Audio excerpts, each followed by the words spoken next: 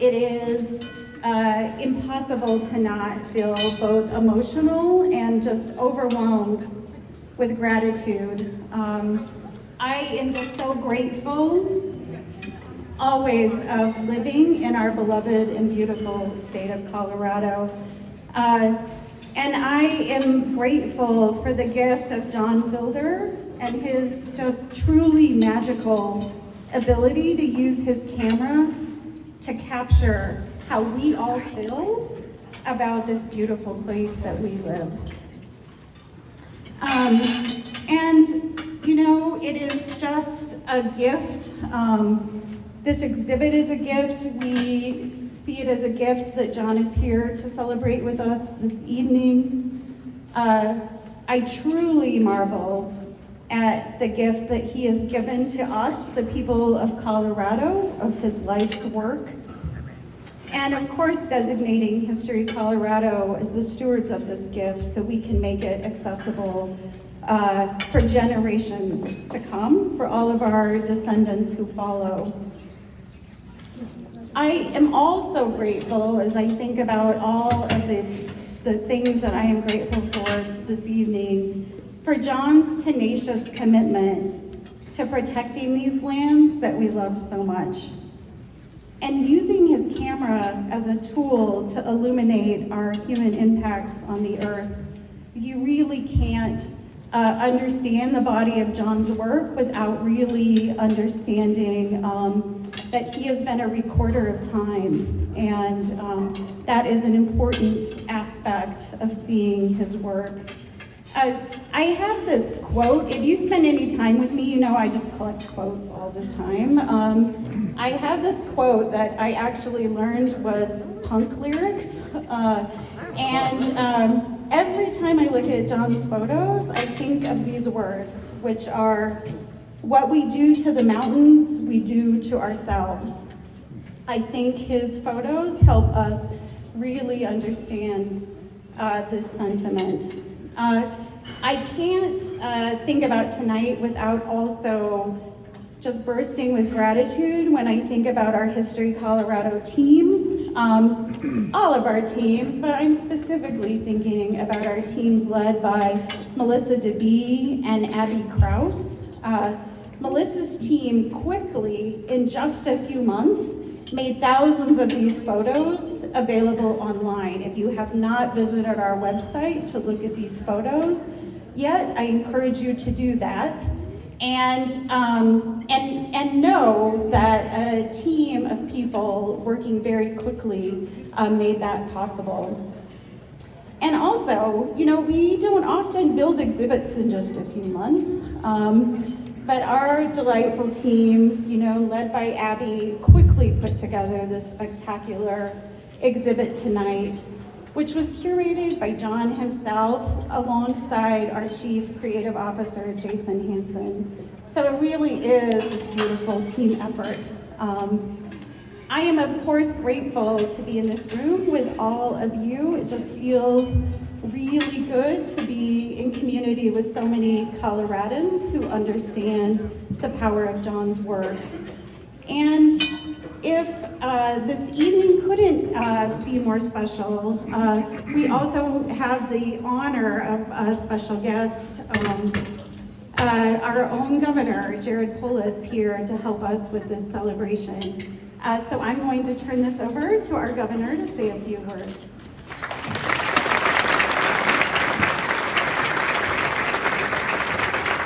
Thank you, Dawn.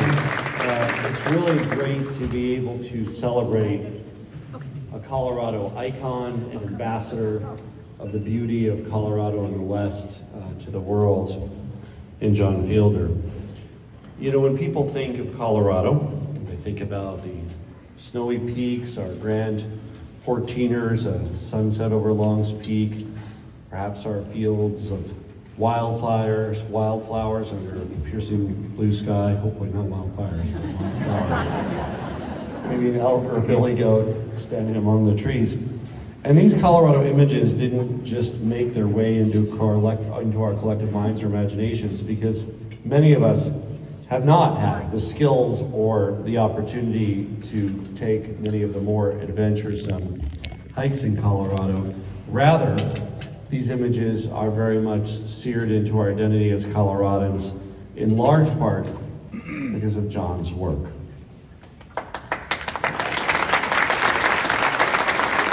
John has an amazing ability to capture these incredible moments of time in the most beautiful landscapes in the world, for us to remember them and envision them always. His photos always make us yearn for that time when we visited our favorite state park or forest or mountain. They can make us feel like we've been to places that we've never been to and might not even be able to make it to in person. His photos transport us. In a way, John has helped give Colorado to the world and help gain appreciation for what we love every day about being Coloradans and our sense of place in our wild areas. I get to see a John Fielder image almost every day. If you've been to the governor's office, some of you might have been, Dawn's been there, Penn's been there, you know what I'm talking about. We have a gigantic photo of the Last Dollar Ranch just outside of Telluride. Captures the golden fields and leaves of Colorado in the fall, a glass-like pond that reflects the blue sky with the white farmhouse. And it's a reminder every day that I'm there about all that is Colorado and all that has been captured by no one more effectively than John Fielder. An important part of John's legacy is the way he's captured so many facets of our state. But more than capturing and sharing, he's been an active participant in preserving what makes Colorado special for ourselves and for generations to come. He's been part of major initiatives like Great Outdoors Colorado, which since 1992 has invested $1.4 billion in 5,600 projects in all 64 counties. Thanks for buying lottery tickets. His photographs supported the passage of the Colorado Wilderness Bill, supporting some of our wild areas, and he's remained incredibly involved, committed to this amazing place. Not just sharing, but making sure that what he shares is there for our kids, our grandkids, and our great-grandkids. On behalf of the state of Colorado, I want to express our gratitude to John Fielder for his life of work and now for donating that work to History Colorado. And I promise, on behalf of Colorado, we will be stewards of this work and share this work for ourselves and generations to come. Thank you, John.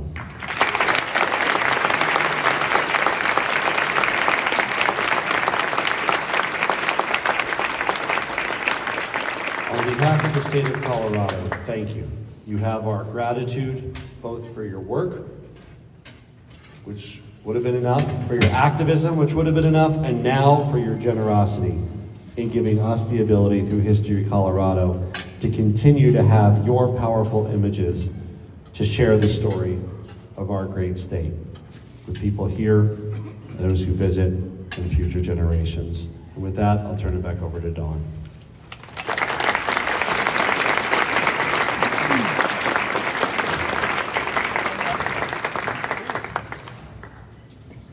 Thank you so much, Governor. And now, to turn this over to the man of the hour. John, are you ready to come on up here? Yes? The magic maker himself, so he can share a few words.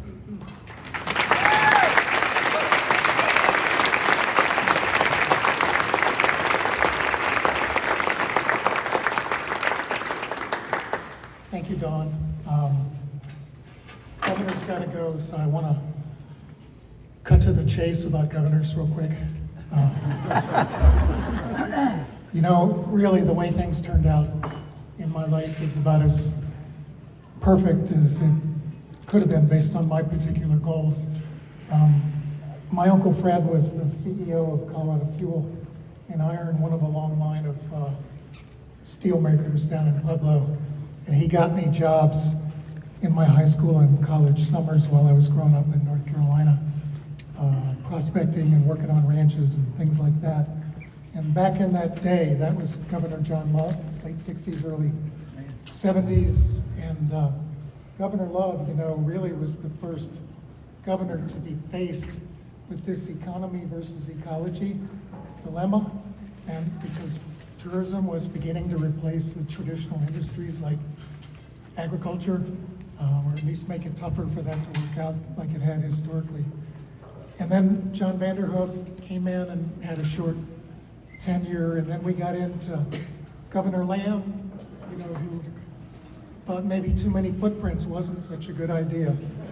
And then Governor Romer, who really, actually Ken Salazar, when he was head of Department of Natural Resources, went to Governor Romer because both of them knew 1 million people from California, nothing personal to Californians, but we're gonna move here in the 90s. And so they said, we need a park, a trail, and open space in everybody's backyard before it all goes away. So that was, a big accomplishment from Governor Romer, many more, of course. And then Bill Owens, and then Bill Ritter in renewable energy, because now the planet's starting to warm up, and that's having an impact on land and water and air. What do we do about that? And then John Hickenlooper, the greatest do-gooder of all time, mayor, governor, senator, and who knows what is next. And he, kind of was walking that fine line between economy and ecology, but did wonderful things too.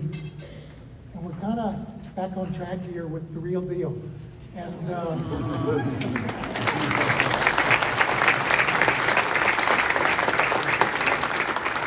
his heritage, is genetic. His mom, Susan, was a wonderful poet. His dad, Stephen, talented artist. And kind of like me, with an accounting degree from Duke, I knew that there was money to be made out there, and selling prurient photos, right? No. And Jared was the same way, from what I gather.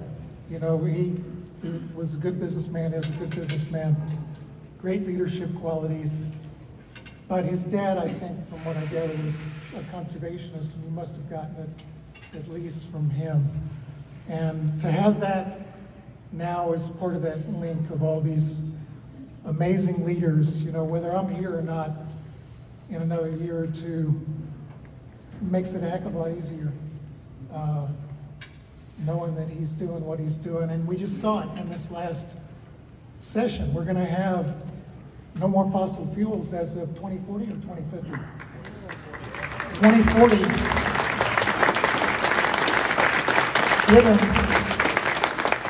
given where the problem is coming from and only gonna get worse, I can't think of a better person to have leading us right now. So thank you.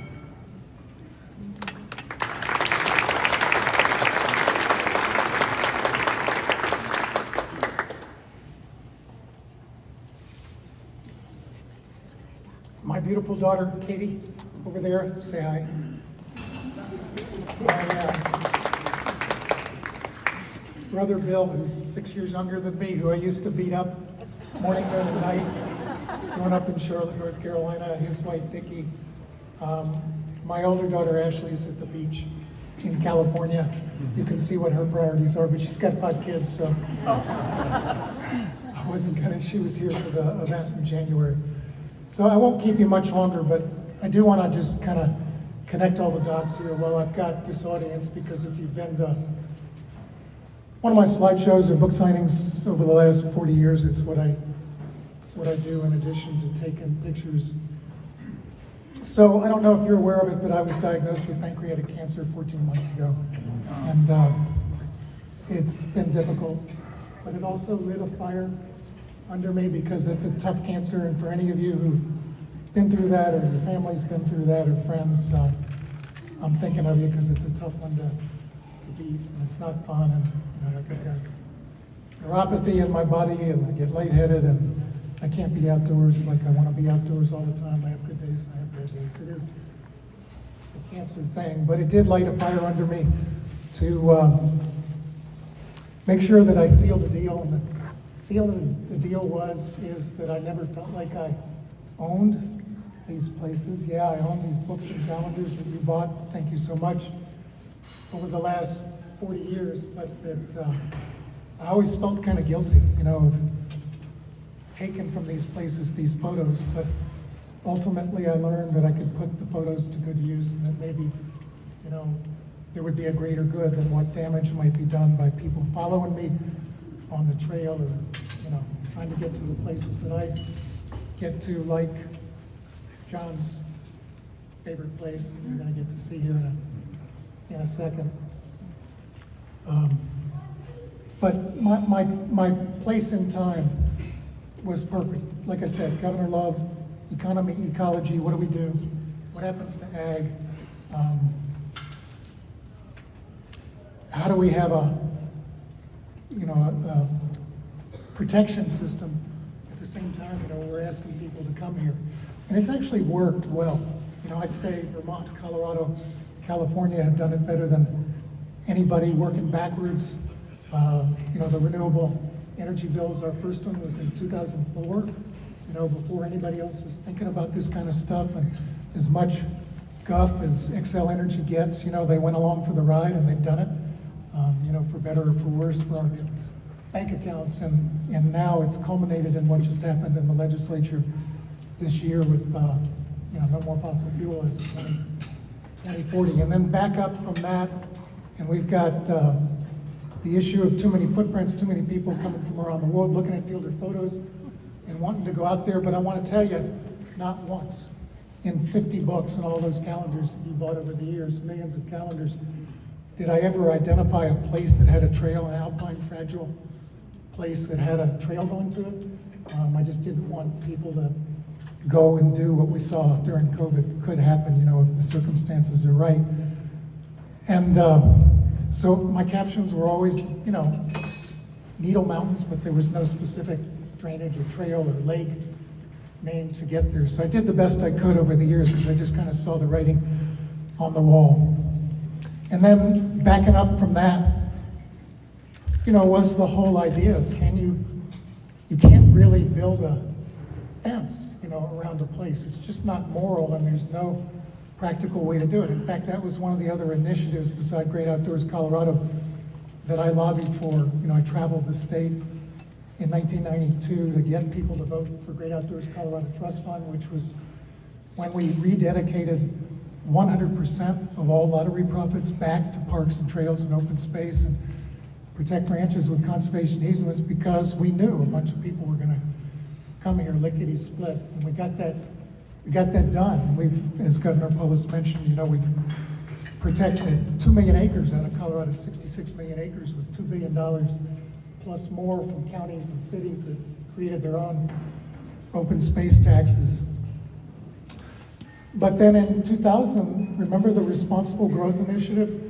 Arizona and Colorado, it was Amendment 24 here, and me and Elise Jones, the county commissioner from Boulder, and Rich McClintock traveled the state, thousands of miles talking about voting for that. But it was too much. It was too much government to say a city can't expand. I felt I had other feelings about that. But in the end, the voters by 57% said, no, that's not the way to govern. But on the other hand, we started making clusters in our cities, and all of a sudden, we realized it wasn't economical to build a new subdivision 50 miles out in the middle of the Eastern Plains, that the cost of utilities and the cost to be able to manage that was so great that it was antithetical to creating a community that was viable both economically and ecologically and a pleasant place to live. So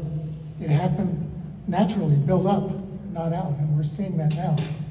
And we've got a lot of other problems to deal with too. So my timing here in Colorado was absolutely perfect for what ultimately I was able to do, which is at the expense of lots of cartilage in my knees and hips, go and bring back evidence why you should vote for the right people, vote for the right issues when there's a ballot initiative,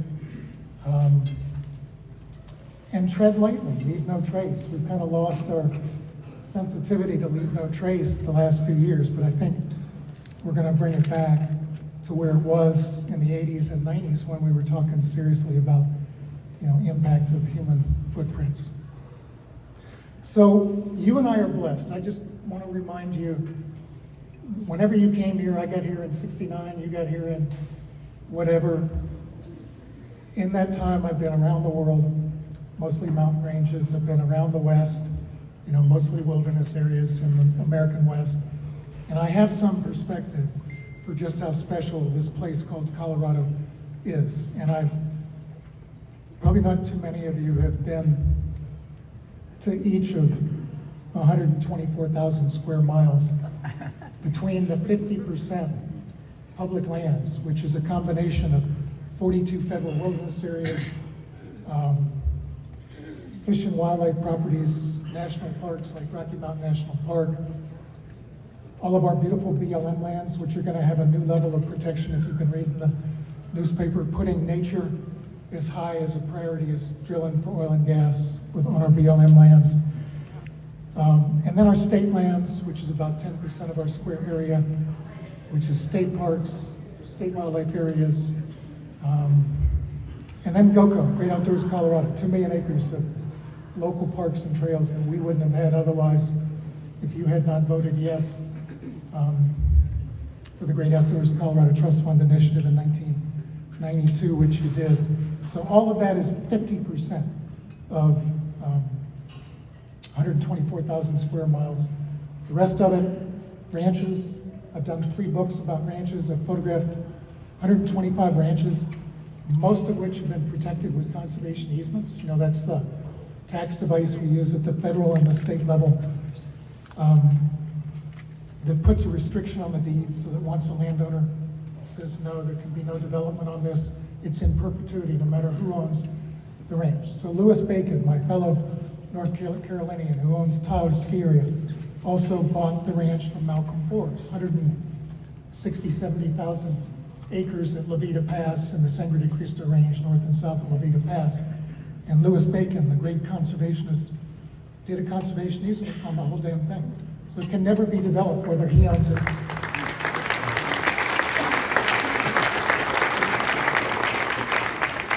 or anybody else owns it. And when you add up the work that Colorado Open Lands, Colorado Cattlemen's Agricultural Land Trust, and all of the other local land trusts around the state have done, that's another 3 to 4 million acres of protected big places and small places that are whole ecosystems in many cases. So now we're talking 57, 58% of the entire state protected forever. This is what you have done. And this is why never give up hope. Never. No matter how bad things get. Say that we can't keep electing these visionaries, progressive people, maintain an institution like this one, the Colorado Historical Society, 1879, that was put into business to protect history, and part of history is natural history. And this is what we're talking about, is this natural history. And we have the tools. And if we can just keep electing these people and putting the right issues on the ballot in our state, we're going to be able to have the next phase of Clean Air Act, Clean Water Act, Endangered Species Act, Wilderness Act of 1964. We did all those when we were in college, you older folks like me. And it's worked. It continues to work, but it's not enough because the challenge is so great now. The speed of global warming, the way that it's accelerating exponentially, you know it, we see it day in and day out in the newspaper. It's the real deal, and we gotta act fast, and we can do it if we got the right tools and the right people leading us. Thank you so much, History Colorado, for letting me be a part of this institution, and thank you all for being my fellow Coloradans and supporting all of these ideas.